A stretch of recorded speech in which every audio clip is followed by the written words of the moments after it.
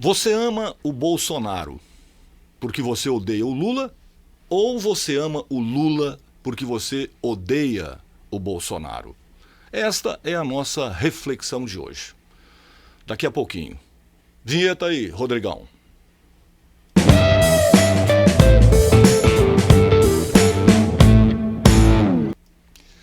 É muito comum ouvir de amigos, pessoas próximas, conhecidos, né?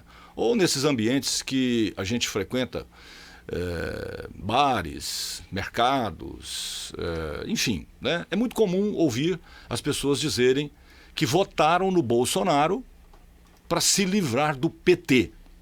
Ou que votaram no Bolsonaro porque o Lula isso, o Lula aquilo, né? E tal. Muito bem, mas isso já aconteceu outras vezes, não é? É sempre a mesma coisa. Uma campanha política, eles arrumam um jeito, né, de dividir as pessoas para se beneficiar disso. Na eleição passada, foi exatamente isso que ocorreu, não é? Com a Operação Lava Jato, apontando especificamente para o PT. É bom abrir aqui um parêntese, não era só o PT que estava envolvido naquela roubalheira, né? Tinham outros partidos lá, inclusive o PP, o Centrão, por exemplo, estava lá, atolado, né, na roubalheira, como outros, como o PMDB também estava, enfim.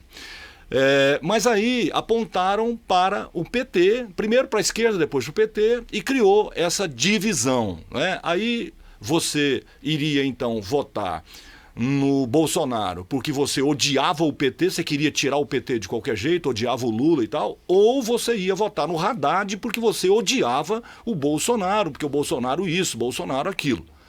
Muito bem. Na próxima eleição que nós vamos ter, em 2022, seria muito bom que a nossa postura mudasse em relação a isso. Né? Seria muito bom, por exemplo, que a gente raciocinasse um pouco mais e não se deixasse levar por esse tipo de conduta, que aliás já começou. Né? Outro dia o Bolsonaro disse que a única barreira entre a democracia e o comunismo, por exemplo, né, e a ditadura e o socialismo, seria os militares, né? Militares, e aí, diga-se de passagem, ele se inclui, né? Ele diz, nós militares, né, somos a última barreira entre a ditadura e a democracia. Não tem ditadura onde as Forças Armadas não apoiam. Então, essa conversa fiada que tem um único objetivo: divisão, dividir as pessoas, começar a incutir na cabeça delas o medo por alguma coisa que elas nem sabem exatamente o que é. O comunismo já morreu no planeta, não existe essa conversa, mas eles continuam apontando para o comunismo porque é a única coisa que eles têm. Não é? Então, nas próximas eleições, eu acho que a gente deveria raciocinar um pouco melhor. Não é? Por exemplo, nós teremos aí 4 anos, se tudo correr bem, não é? Teremos então 4 anos de administração bolsonarista para saber se o país andou ou se o país não andou. Se o país não andar, com certeza vão culpar a esquerda, o comunismo, a pandemia, ou seja, vão encontrar culpas para isso, culpas para aquilo, para continuar apostando nesta divisão. Então, veja bem, não é razoável você votar em alguém porque você odeia o concorrente daquela pessoa, não é? Seria um absurdo continuar fazendo isso, porque toda eleição a gente tem vários candidatos, não é? Você pode escolher aquele que melhor atende os seus anseios. Nós precisamos perder essa mania de votar em quem vai ganhar, ou a gente achar que não pode perder o voto. Você perde o voto quando você vota em alguém por um motivo que não seja aquele motivo que mereça o seu voto. Ou seja, não, você pegou lá o programa de governo daquela pessoa e viu que aquele candidato propõe coisas que você acredita que são boas para o país, que você acredita que vai levar o país ao desenvolvimento, e é por esse motivo que você vai votar naquela pessoa. Mas não é isso que acontece, não é? A gente vota pensando em outras coisas. né? Por exemplo, então, de novo, na eleição de 2018, muita gente votou no Bolsonaro para, entre aspas, tirar o PT do poder. Ora, mas para tirar o PT do poder, bastava não votar no PT, e tinha vários candidatos para isso. Mas a gente escolheu aquele candidato, né, que vociferava mais, que demonstrava mais ódio, que demonstrava mais isso, mais aquilo. Os outros, que estavam tentando mostrar programas de governo, passaram batido. Então, é de se acreditar que a própria população quer ver sangue. Não quer ver proposta, quer ver sangue. E ao fazer isso, o país atrasa. Porque todas as pessoas que votaram no Bolsonaro porque queriam tirar o PT, todas é um exagero, né? Mas uma grande parcela, muita gente mesmo, está arrependida. E por quê? Porque a eleição não acabou. Desde 2018 até aqui, os bolsonaristas, tocados pelo presidente, claro, né? Ele faz questão de toda semana meter o dedo na ferida para manter a sua trupe ali de prontidão. Então, desde 2018, a campanha não acabou. Continua esse investimento na separação de A e B, na separação de esquerda e direita, e o Brasil não vai para frente. As questões que deveriam estar sendo resolvidas não são, não é? Por exemplo, as reformas. Cadê a reforma política? Cadê a reforma tributária? Não aconteceu nada, não é? Onde estão as privatizações? Não tem privatização nenhuma ocorrendo, está tudo parado, desde o começo. Desde 2018, não é pandemia que fez isso parar, não. Já estava parado. Dólar nas alturas. Desemprego. Quando o Bolsonaro assumiu, tinha 13 milhões e pouco de desempregados. Agora tem 14 milhões e pouco. Ah, mas não sei o quê, não é culpa dele. Cara, eu não quero saber de culpa de quem. Eu quero saber o que esse governo atual está fazendo para diminuir e não para aumentar, que é o que está acontecendo. Por que eu estou dando esses exemplos? Porque para que você perceba que votar movido pelo ódio, movido por algum sentimento que colocam na nossa cabeça para que a gente odeie um e favoreça o outro, não é um bom caminho. Veja bem o que aconteceu nos Estados Unidos. O ex-presidente Donald Trump, né, aquela figura, ele quase conseguiu incendiar a maior democracia do planeta. Ele quase conseguiu incendiar a maior economia do planeta. E logo depois que a coisa explodiu, na sequência, naquela mesma semana, ele fez um pronunciamento dizendo que não, peraí, eu não queria isso, eu não queria aquilo, porque americanos não podem ir contra americanos. Fez um discurso sem vergonha, completamente oposto à postura dele durante os 4 anos.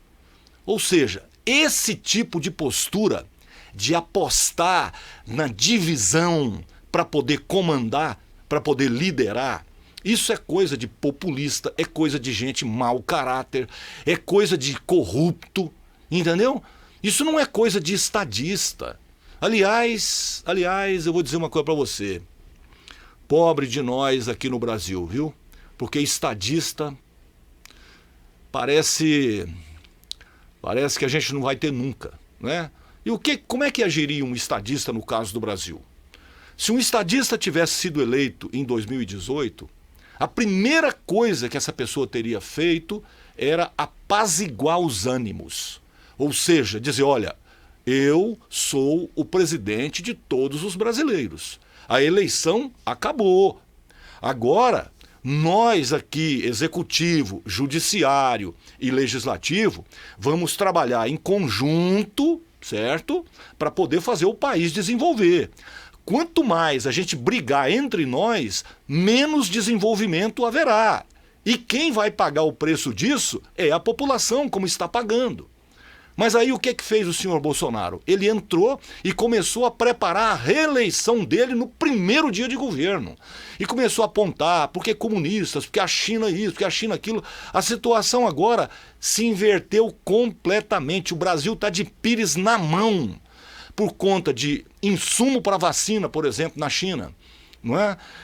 O Bolsonaro vai ter que dinamitar o Ernesto Araújo, aquele chanceler.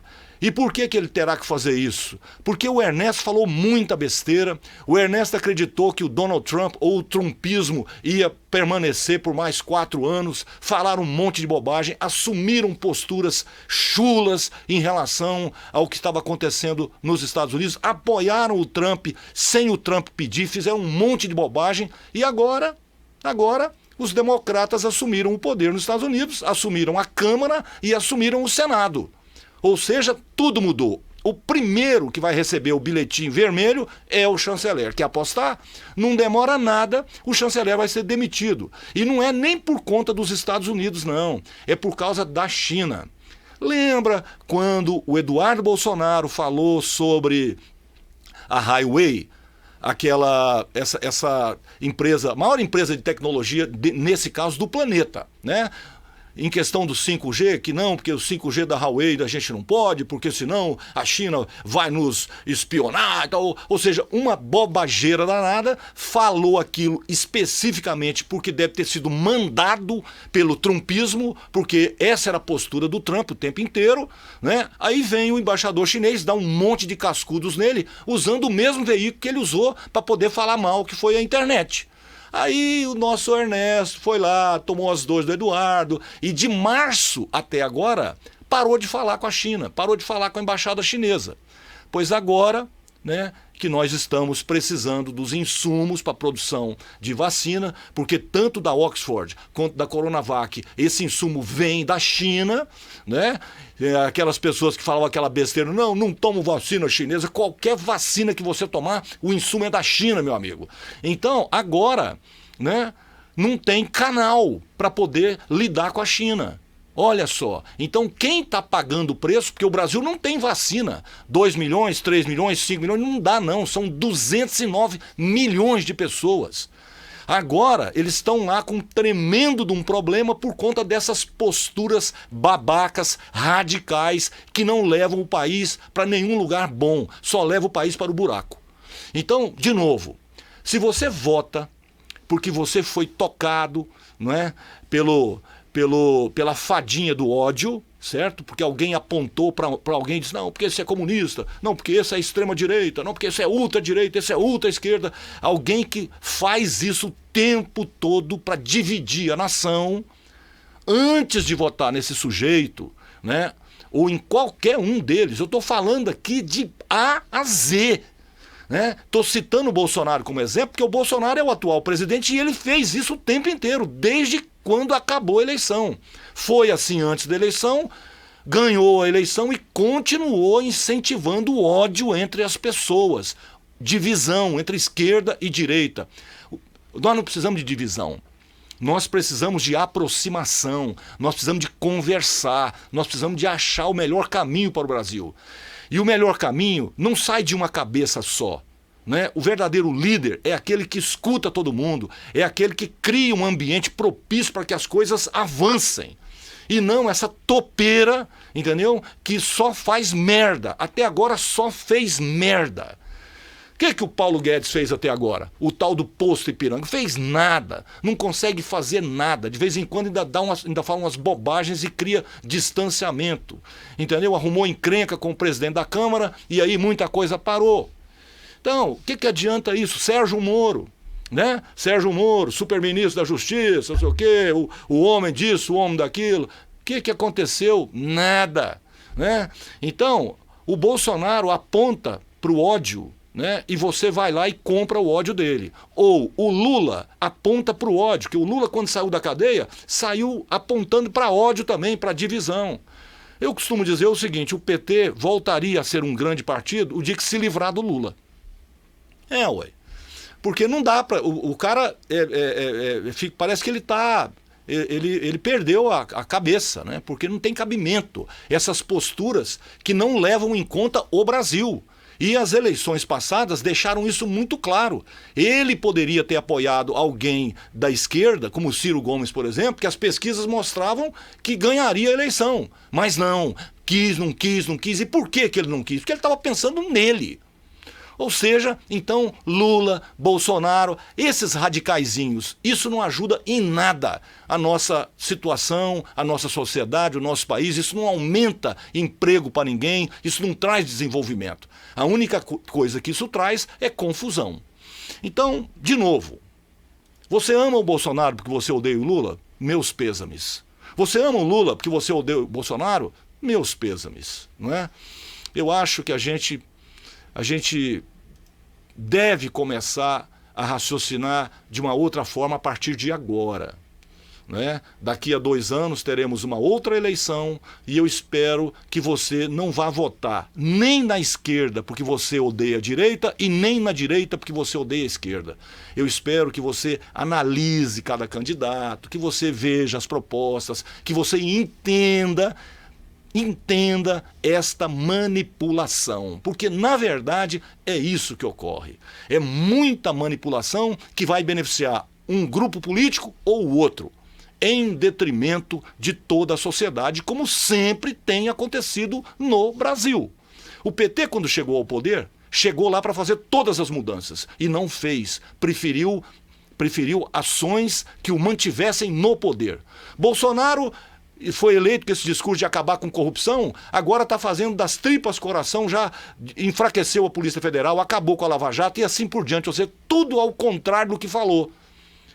Quer se manter lá, né? Está fazendo campanha para a reeleição desde o primeiro dia do seu governo atual.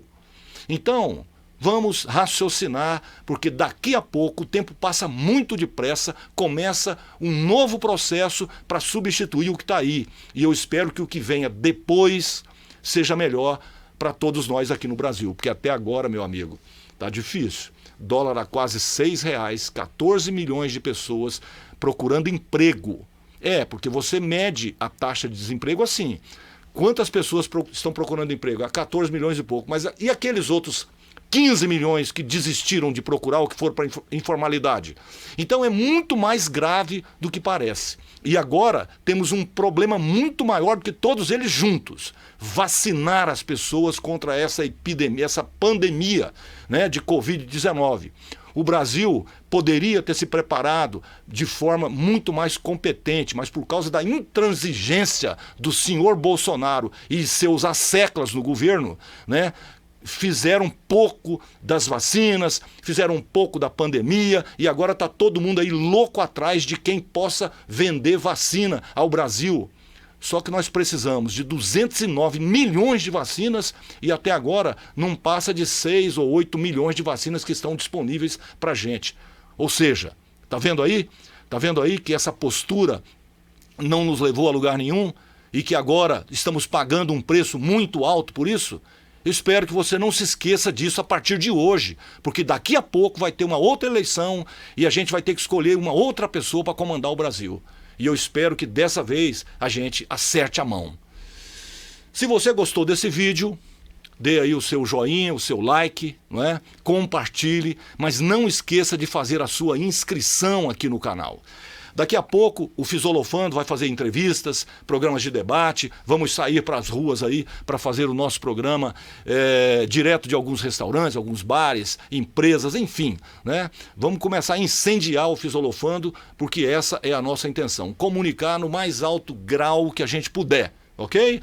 Então, até semana que vem, um grande abraço e obrigado pela sua participação e por seus comentários. Tchau!